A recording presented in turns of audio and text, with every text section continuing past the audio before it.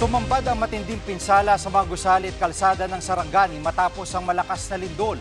Problema ngayon ng mga residente ang kawalan ng kuryente, tubig at signal.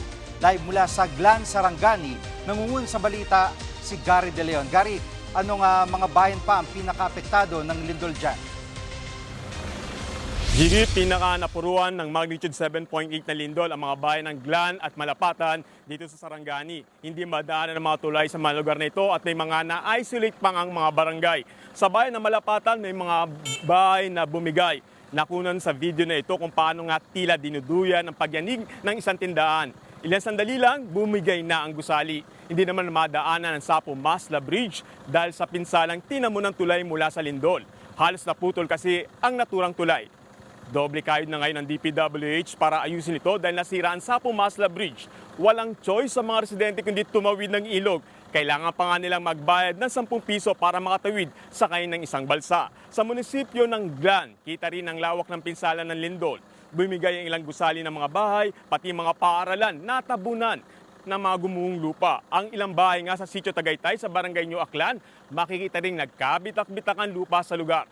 Sa Tampat sa Maasim, Sarangani na epicenter naman ng pagyanig. Gumuho ang gilid ng kalsadang ito kaya isinara ang isang linya nito sa mga motorista.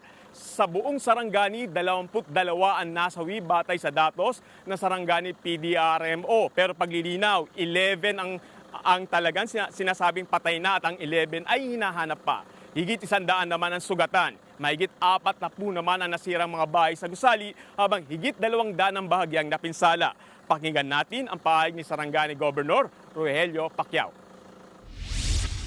Ongoing assessment, validation sa mga lugar na most affected itong earthquake. Kasi may mga provincial roads, national roads yung damage, even bridges na nag-collapse. At Gary, sa pagko-cover nyo dyan, may nararamdaman pa ba kayong mga aftershocks at kumusta yung mga kababayan natin dyan ngayon sa Sarangani? Gigi, matapos ang lindol kahapon, mahigit 9,000 evacuees ang masamantalang nanatili sa mga temporary shelter. Kalahati ng bilang na ngayon ay bumalik na sa kanilang bahay. Karamihan daw ng mga nakatira sa mga barangay malapit sa dagat matapos tanggalin ng PBOX ang tsunami warning. Ang reklamo ngayon ng mga residente, wala pa ring supply ng kuryente at tubig kaya mahirap daw, lalo na sa mga bata at senior citizen, ang kanilang kalagayan. Wala pa ring signal dito sa Sarangani kaya pahirapan ang assessment sa lugar. Ang magagawa na lang daw ng mga residente ngayon ay hintayin makabalik ang supply ng kuryente at tubig. Yan muna ang latest. Balik sa iyo, Gigi. Yan ang ulat ni Gary De Leon live mula sa Glan, Sarangani.